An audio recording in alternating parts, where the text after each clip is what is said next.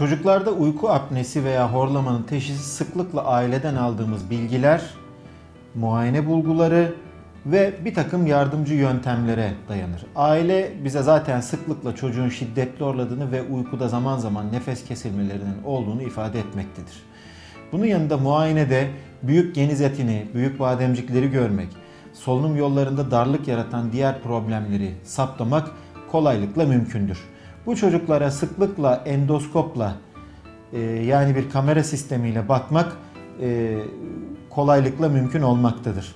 Bunun yanında çocukların uyku sırasında aileleri tarafından videolarının kaydedilmesi, bu videoların eğer mümkünse sesli olarak kaydedilmesi bizlere çok yardımcı olmaktadır.